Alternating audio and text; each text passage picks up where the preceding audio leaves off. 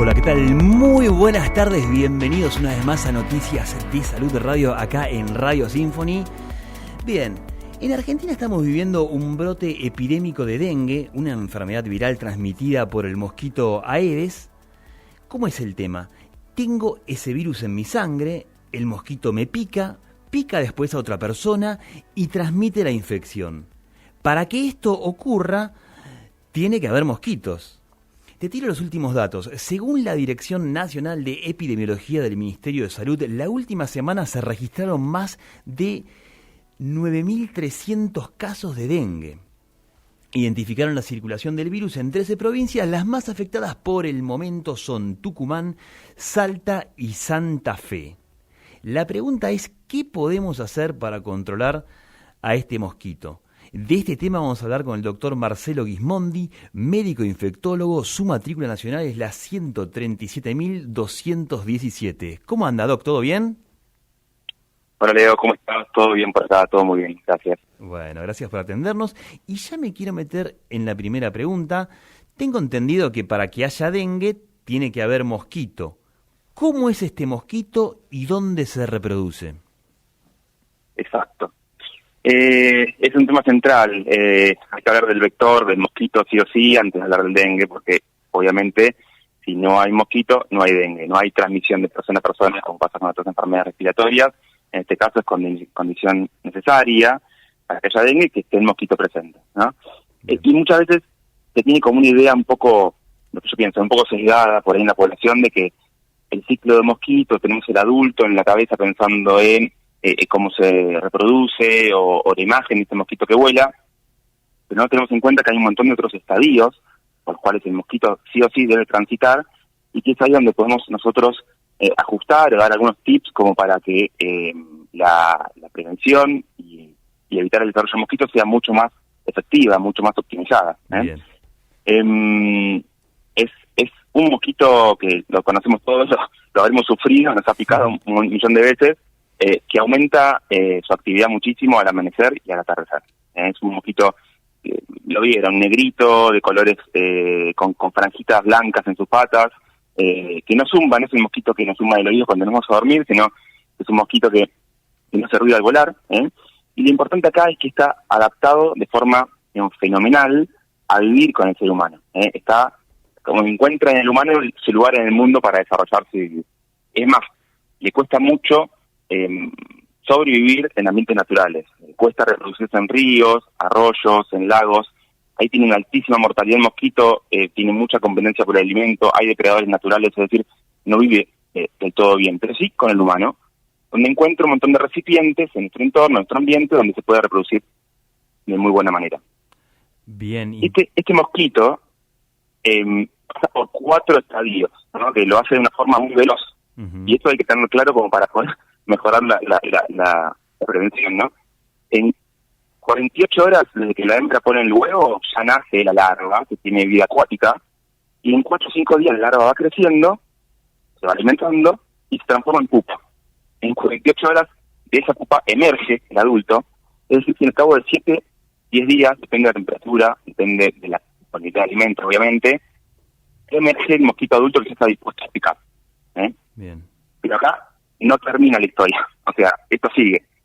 Una vez que emerge el macho y la hembra de huevos, en las primeras 24 horas de vida se produce la cópula, se aparean, y con ese único encuentro le alcanza a la hembra para poner huevos fértiles, de ahí en adelante para toda su vida, ¿no? Bien. El macho, por un lado, sabemos que no pica, eso es un conocimiento, que no pica, es fitófago, es decir, se alimenta de néctar de plantas, y al cabo de 7 días muere, pero la hembra sobrevive un poco más de tiempo, mes y medio aproximadamente. Además de comer néctar y alimentarse para sobrevivir, requiere sí o sí, para poner huevos, alimentarse de proteína animal. Es decir, necesita picar, necesita comer sangre, si no, no logra poner huevos viables. Bien. Y esto la hembra lo hace cada 3 o 4 días.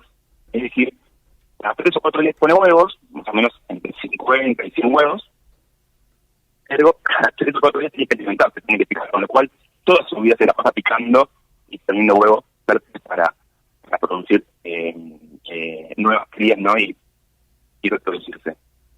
Los huevos que coloca, es algo que colabora esto para hacer prevención más adelante, lo voy a decir más en detalle, los pone en la superficie del envase, en la parte interna, los pega, los cementa a la pared del envase. Buen dato, repetime eso, por favor, Doc. Repetime eso, que es un datazo. ¿Dónde es? Sí, hay muchos mosquitos, muchas especies de mosquitos que ponen los huevos en el agua, directamente los flotando en el agua. Pero en este caso de la LTGP, coloca sus huevos, los pega en el envase, en la parte interna del envase. Bien. Los pega ahí. Entonces, no son fáciles de sacar, no son fáciles de eliminar. No cuesta sacarlos. Es más, cuando vos los ves, los huevos son muy pequeños, miden menos de 1 milímetro, son muy pequeños, de suciedad, parece polvito ambiental, no parece que sea un huevo precisamente, parece tierra, ¿no? Como un poco suciedad que queda en el envase. Entonces no son fáciles de ver y sacar con la mano, y pueden sobrevivir en el ambiente, que es obviamente resistencia, por eso que todos los años hay mosquitos presentes en Argentina. Pueden sobrevivir en el ambiente sus 8 meses. 8 meses, 10 meses, 12 meses, depende de las condiciones del medio, pero son su elemento de resistencia. Es lo que los mantiene y los perpetúa en el ambiente. Y bien yo dije que a las 48 horas el huevo eclosiona y nace la larva, en realidad eso es cuando las condiciones están dadas. Ahí, ¿me explico? Sí, cuando sí. hay una temperatura adecuada, cuando hay una humedad adecuada, pero cuando no están dadas las condiciones, no se desarrolla la larva, se mantiene en esta forma de huevo durante muchos meses, y cuando están dadas las condiciones, evoluciona hacia la larva y continúa así. Impecable. Entonces, Doc, te interrumpo un segundo. Perdón, te interrumpo. Sí, ¿cómo no? ¿Te podés mover un poquito? Porque por momentos la señal va y viene, porque es muy interesante lo que estás diciendo y por momentos se nos va la señal y es un problema de dónde estás ubicado, me parece. Si te podés mover un poquito, si tenés la posibilidad. Sí, pero que salgo. Esto es radio en vivo, así que, pero nada, no queremos desperdiciar el momento. No, por supuesto. ¿Ahí se me escucha un poco mejor? Ahí, Santi, ahí se está mejor. Ahí está perfecto, Doc. Retomamos, perdón. Retomamos. Entonces, al principio es que hay que eliminar con agua, es como el tema principal, es como el mensaje, digamos, fundamental. Uh-huh. Pero se puede hacer más cosas, digamos, ¿no? Y los recipientes, que son insolubles, los que son de plásticos que uno tiene acumulados por ahí en el fondo de la casa, adentro de la casa, eso directamente hay que desecharlos, eliminarlos, tirarlos. O sea, no alcanza con volcar el agua su interior. Alcanza porque, como dijimos, están los huevos que resisten muchos meses sin que se degraden, y además, en 7 días, el ciclo vuelve a continuar. O sea que si llueve y se acumula agua por 7 días, 1 semana, 10 días, ya el mosquito vuelve a nacer. Entonces no alcanza con vaciar el contenido de agua del interior. Hay que eliminarlo directamente. Hay otros envases que no se pueden eliminar a fuentes que tienen la casa de agua, como los de los animales. En fin, otros envases que uno no puede desechar a fuentes de agua. En este caso hay que limpiarlos y cepillar los bordes para, como ya dije al principio, están estos huevos cementados, no alcanza con vaciar el contenido de agua, sino que hay que limpiar por dentro con esponja o cepillo estos elementos, ¿no? Y un dato que no dije es que la hembra, el mosquito, no se traslada demasiado. No es un animal que se traslade 50, más de 100 metros, y menos si encuentra alimento, digamos. Es un animal que permanentemente está merodeando alrededor del humano y no anda buscando nuevos sitios donde picar. Con lo cual nuestra acción, sí. O sea, el círculo de radio que tienen, que es de 200, 300 metros cuadrados más o menos. Y eso es mucho, y eso ya es mucho. Si encuentra alimento se queda donde nació. Y si están dadas las condiciones, quiere volar. Es un animal que se queda en donde nació, por lo general. Si encuentra alimento en condiciones especiales, sí se puede desplazar 400 metros, 1 kilómetro, 2 kilómetros, pero son condiciones máximas, extremas. Lo normal es que se quede donde nació, en un radio de 50 metros, no más. Eso es lo usual. Y eso tiene relevancia, porque la acción que uno tome en su casa, en el domicilio, uno está evitando que a uno mismo lo piquen, digamos, que o a la familia o al vecino, pero no es que uno va a ser picado por un mosquito que nació en el barrio de Mataderos y está viviendo en el barrio de Pompeya, no. O sea, el mosquito que me pica a mí es el que está viviendo en mi casa y que probablemente ya no siga en mi casa. Claro, es el mosquito domiciliario, y cuando detecta una persona la empieza a perseguir durante horas para picarla, ¿eso es así? Sí, tiene un sentido muy abusado del olfato, vamos a decir, y siente obviamente el calor que emana el ser humano y el dióxido de carbono que uno emana al respirar, y eso es su estímulo principal para buscar. Muy Y bueno. pica muchas veces, es un mosquito muy nervioso, que pica, sale, vuelve a picar, o sea, no se contenta. Entonces, con poco, entonces sigue picando hasta lograr su cometido, que es simplemente reproducirse, ¿no? Bien, bien. Doc, ¿y puede ser que hay tipos de pieles que son más apetecibles, por así decirlos, para el mosquito? Sí, eso sí es cierto, es muy común escuchar, a mí no me pican los mosquitos, a mí sí. Eso tiene que ver con los olores que uno tiene, Okay. y la temperatura corporal también. Ellos sienten el calor humano y de otros animales también, otros mamíferos también, entonces tiene que ver más con eso, pero somos todos susceptibles a la picadura del mosquito. Un mosquito con hambre, ellos dicen que pican en la mañana del atardecer, cuando el mosquito no ha logrado alimentarse, pica durante todo el día, y si las luces de la casa quedaron prendidas, sigue picando durante la noche también, o sea que no todo es tan matemático, es tan exacto. Claro. O sea, hay que combatir al mosquito en general y sus criaderos. Después, ¿cuál es? Si era una Aedes o era otra especie, lo podemos ver, pero hay que combatir al mosquito en general. Bien. Doc, y ahora cuando la gente dice aguas limpias, ¿el mosquito, la hembra pone el huevo en aguas limpias? Reiterame eso, porque hay mucha confusión a veces con el tipo del agua. Sí, o sea, el agua que le gusta a la Aedes aegypti es el agua que no es de gran carga biológica. O sea, esas aguas turbias, agua podrida o agua de lago, que a veces tiene mucha carga biológica, eso no le agrada al mosquito. Tiene mucha competencia, no es su... Lo que prefiere es agua limpia, estancada pero limpia, vamos a decir. La que uno la ve que no es potable, pero probablemente sea de lluvia o tiene pocos días. Y no hay otro mosquito dando vueltas, porque es esto lo que le gusta al mosquito, no tener competencia, y eso lo encuentra cerca del ser humano, ¿no? A diferencia de otras especies de mosquitos. Entonces, se dice agua limpia, no es un vaso de agua limpia. ¿Puede ser en una rejilla? Por supuesto. O sea, una rejilla que tenemos en el patio, la canalita, vamos a decir, la clásica canalita con rejilla, bueno, ahí es muy difícil de limpiar, y ahí el mosquito se puede reproducir perfectamente. Es más, déjame decirte que en estos lugares que son tan complicados de limpiar, porque una canalita tiene cemento, estructura de hormigón, no es fácil cepillar o pasar una esponja, imposible. Ahí hay que tirar agua hirviendo directamente. El agua hirviendo es el que destruye los huevos, y después, si se puede, si se le permite, porque a veces tiene una función de drenaje de líquido que no permite obstruirlos a los drenajes, pero tal vez una malla, una rejilla con una tela mosquitera, muchas veces ayuda a que a la hembra directamente no pueda ingresar a poner sus huevos ahí. Después hay otros lugares típicos en la casa que uno olvida, como son las macetas, o por lo menos los platos de las macetas, el portamaceta. Sí. Bueno, eso hay que tratar de eliminarlo o poner arena que cubra ese portamaceta, cosa que el agua llegue hasta el nivel de la arena, pero no sobrepase el nivel de la arena, cosa que el mosquito no se puede reproducir. Un montón de grupos en el domicilio que hay que eliminar. Los floreros no habría que tenerlo directamente, si las tenés, de nuevo con arena. Las plantas acuáticas, las potus, que son bastante comunes, que están en agua, una vez que el potus tiene raíces, no pasar a tierra, es normal de tener dentro del agua, y eso es un lugar ideal para que el mosquito domiciliario se reproduzca, ¿no? Bien. Un montón de objetos que uno quiere salir del patio de su casa, mirar en su domicilio, en su interior, y empezar a ver. Entonces el mosquito se puede reproducir en una capa de gaseosa, una capa de Coca-Cola que está eso te iba a en decir, el piso. como ejemplo. Sí. Eso es una tapita de gaseosa con agua limpia, es suficiente para que la hembra ponga el huevo. A ese nivel. Suficiente, a ese nivel. O sea, muy poquita cantidad de agua le alcanza para poner huevos y que nazca en ese momento, o esperar que la lluvia ocurra y cuando sube el nivel del agua, los huevos se eclosionan y nace la larva. Juguetes de los chicos, leonas que están abandonadas por ahí tiradas, qué sé yo, hay tantos objetos, palanganas, baldes rotos, botellas, latas, gaseosa,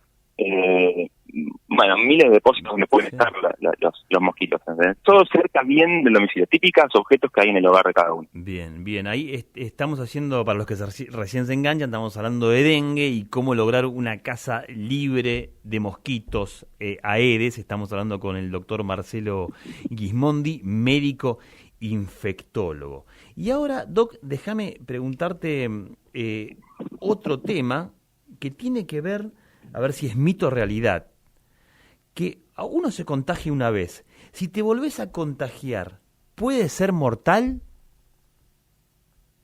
A ver, el mosquito, el dengue en realidad, la enfermedad dengue, sí, es una enfermedad que puede ser grave de forma impredecible a la primera vez que te ocurre. Bien. Uno tiene que esperar una segunda vez para que la enfermedad pueda ser grave. De hecho, es bastante impredecible. Hay factores de riesgo bien determinados, por supuesto, pero en definitiva es una enfermedad que puede ser grave desde el comienzo, con una sola vez que te ocurra. Bien. Es una enfermedad que, digamos, causa mucho daño en el mundo. Hay 40.000 muertes anuales, 100 millones de casos todos los años en el mundo, que está en aumento, que está avanzando y que, no, esto no lo digo para asustar, pero digo esto porque estas conductas que uno tiene que tomar de educación hay que tomarlas y incorporarlas un poco para siempre, ¿no? Y por muchos motivos el mosquito está avanzando en el mundo, digamos, es de los grandes cambios demográficos, una gran ampliación de las urbes sin mucho control, o no mucho orden de alguna forma, el uso desmedido de estos recipientes que quedan en el ambiente durante años y no se degradan, en fin. Entonces, estas acciones hay que tomarlas de acá para siempre, ¿no? Un segundo evento de dengue sí puede ser más grave, pero no necesariamente, no es que siempre ocurre.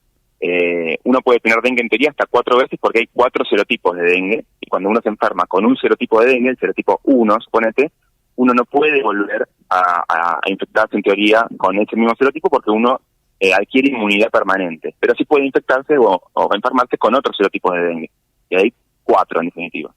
Pero esto no es algo que hay que temer por demás. En realidad no hay que infectarse de dengue nunca porque la evolución puede ser tórpida igual.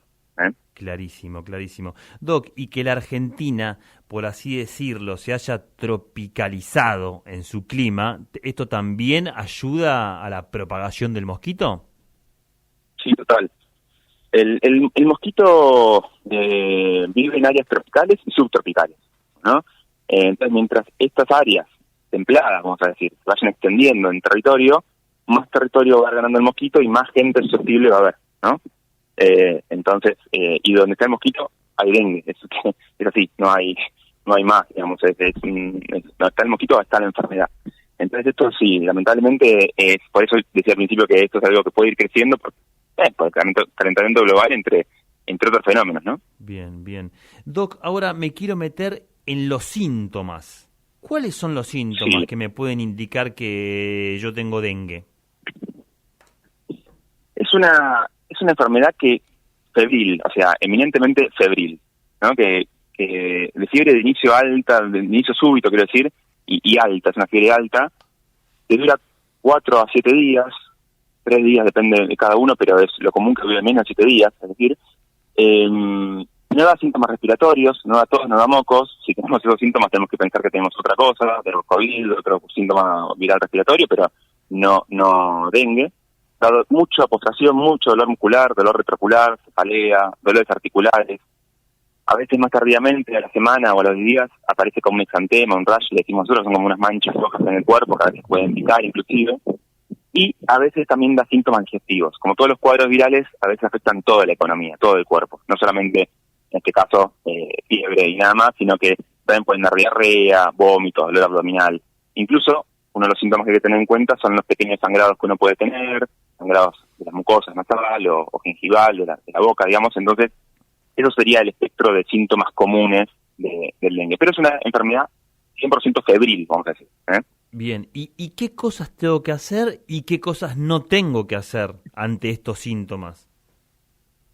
Lo que hay que hacer es consultar con el médico. Así como antes decíamos con el COVID que quédate en tu casa, porque no hay mucho para ofrecerte más que pautas de alarma por el tema respiratorio. Bueno, acá, en el tema del dengue, hoy por hoy, según la epidemiología que estamos viviendo, hay que hacer la consulta porque hay que hacer controles de laboratorio. Bien. Para darse las plaquetas, que son los elementos que ayudan a la coagulación de la sangre estar en un nivel adecuado, hacer un control clínico, un examen físico, ver los signos vitales, o sea que hay que hacer la consulta médica. Entonces, el primer consejo que puedo dar es que hay síntomas, cualquiera de ellos que acabo de mencionar, hay que hacer la consulta de forma oportuna. Que digamos, la persona ¿no? no tome ni un ibuprofeno, ni una aspirina, ni un paracetamol, va directamente... Puede tomar paracetamol, puede tomar paracetamol para bajar la fiebre, sí, de hecho tiene que tomar paracetamol e hidratarse, la hidratación es fundamental. Eso sí.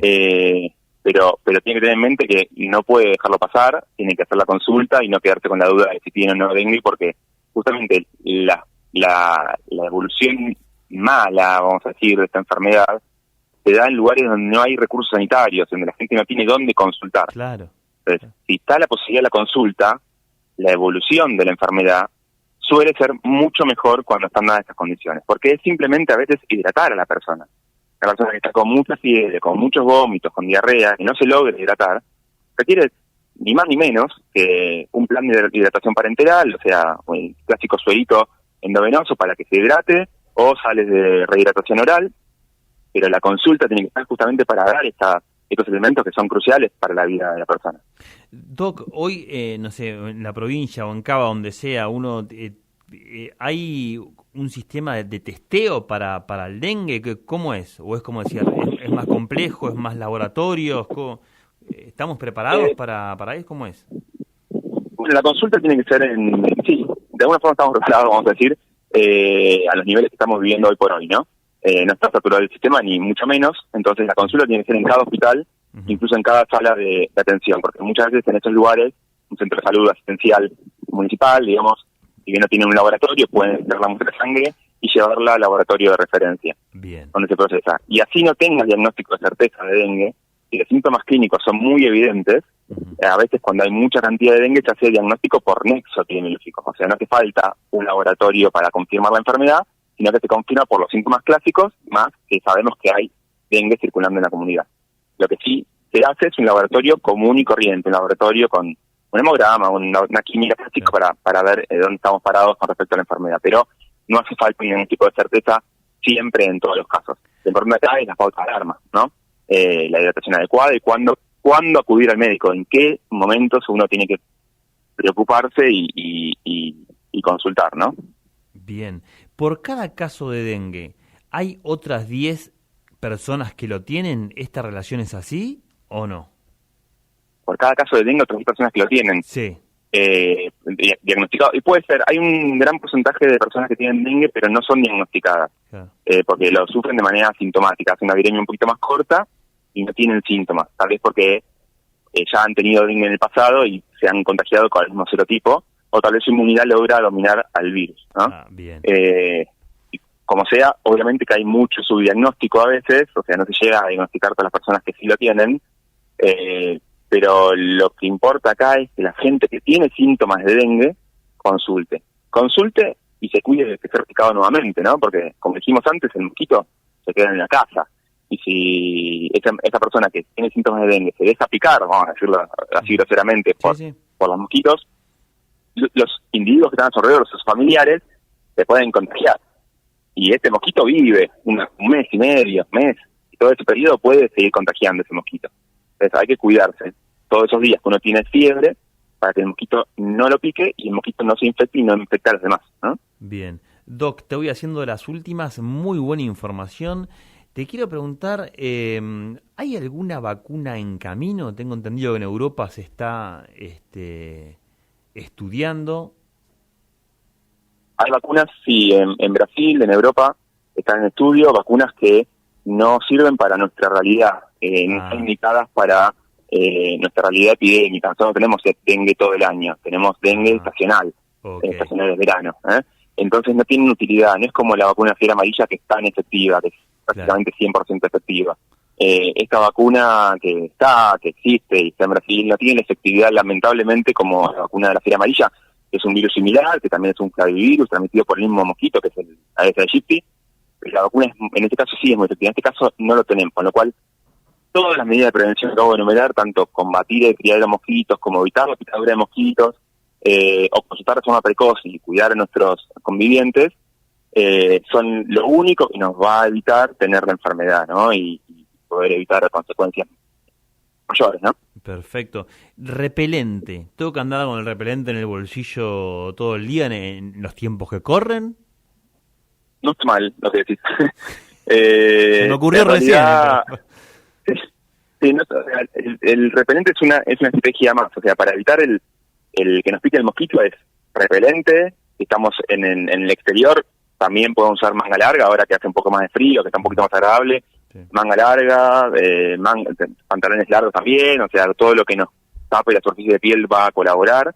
Tul para los carritos de bebé, los cochecitos de bebé, poner un tul por encima, eso siempre ayuda. Bien.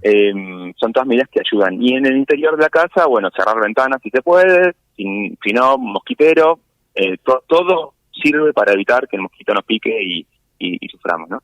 Y una cosa más, esto de que evitar que el mosquito nos pique, como dije al principio, el ciclo de vida del mosquito, hace que el mosquito no se pueda reproducir, porque como dije, necesita la sangre nuestra para poder poner huevos viables. Entonces estamos ayudando a que el ciclo del mosquito se corte y no lo dejamos alimentarse de nosotros. Bien. Entonces evitamos que nos transmita dengue y evitamos que el mosquito se reproduzca, ¿no? Tenemos ese beneficio que no es tan obvio, pero está. Perfecto. Doc, ahora sí te voy haciendo las últimas. Muchos municipios, comunas, realizan operativos de fumigaciones. ¿Es una medida que ayuda, complementa, es efectivo?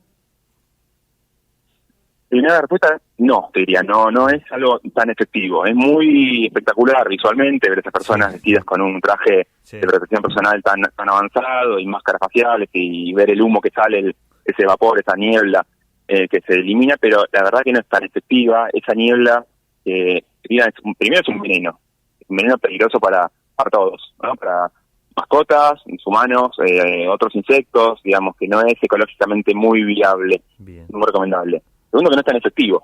Mata un porcentaje de adultos mosquitos, más o menos un 20-30%, con lo cual queda un 70% de mosquitos adultos viables. Entonces, no es tan importante esa recomendación. Y se hace cuando hay un brote en un sector muy puntual, un lugar de casas bajas, no es en cualquier lugar que se aplica, porque vos tenés que abrir ventanas y puertas, no puede haber ninguna persona dentro del domicilio, ni ninguna mascota, hay que tapar los alimentos.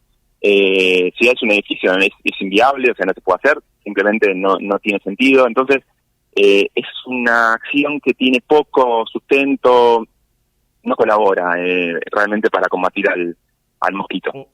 Sí, pero por ejemplo, si es un sector específico, en ese caso sí sería efectivo.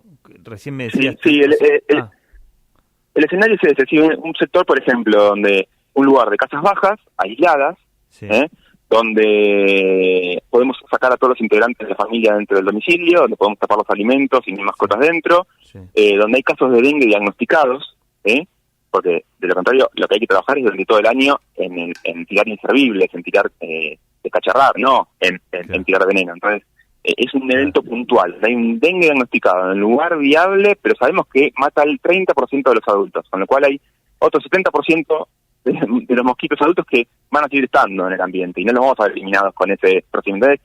Es poco el beneficio que obtenemos. Es mucho más redituable el saneamiento ambiental, pero mucho más redituable el saneamiento ambiental. Digamos, todo lo que es la recolección de residuos, hacerlo de forma correcta, hacer controles en lugares privados como cementerios, gomerías, talleres, etcétera. O sea, eso es lo que realmente sirve. Un descampado, un lugar abandonado, donde hay lonas en el piso, bueno, eso ahí donde tiene que intervenir, digamos, el Estado, por ejemplo, y generar un saneamiento que no había, ¿no? Eso es lo que realmente sirve, vamos a decir. Entonces, bueno, cuando vemos a las personas con esos trajes futuristas tirando humo, es humo, por así decirlo. Más o menos. Es humo. Me gusta la versión. Es humo.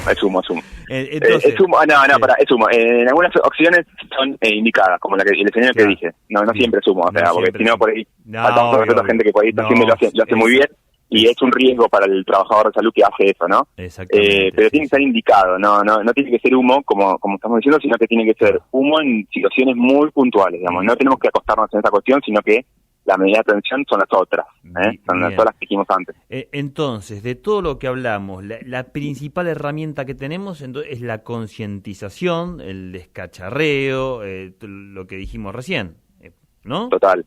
Hoy no hay otra cosa.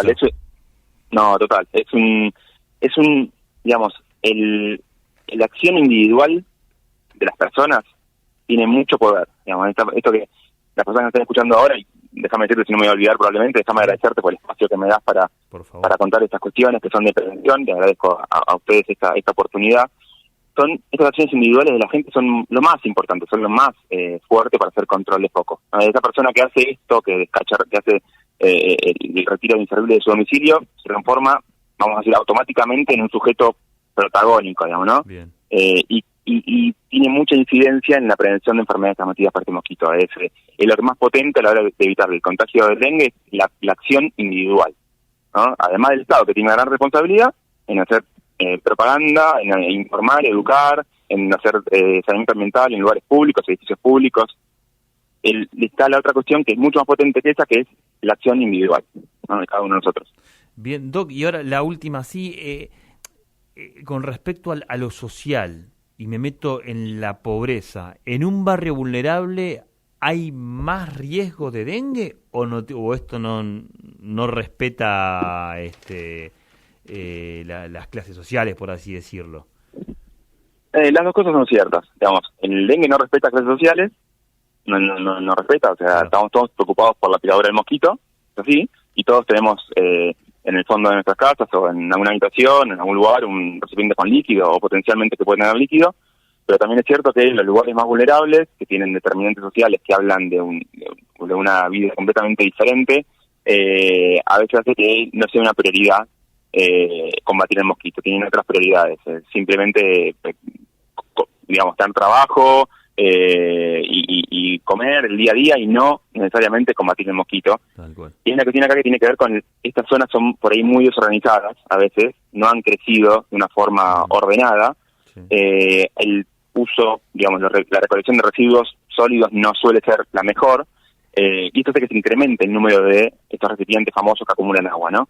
Entonces actúan siempre como criaderos potenciales de este vector. Así que las determinantes sociales son fundamentales también, pero obviamente el dengue, digamos, estamos todos en riesgo, por supuesto. Bien, doctor Marcelo Gismondi, te agradecemos muchísimo que hayas pasado por Noticias Salud Radio y vamos a volver a llamarte, has sido muy claro con todo. Bueno, les agradezco a ustedes, que tengan buenas tardes, ustedes en el estudio y a todos los oyentes. Un abrazo grande.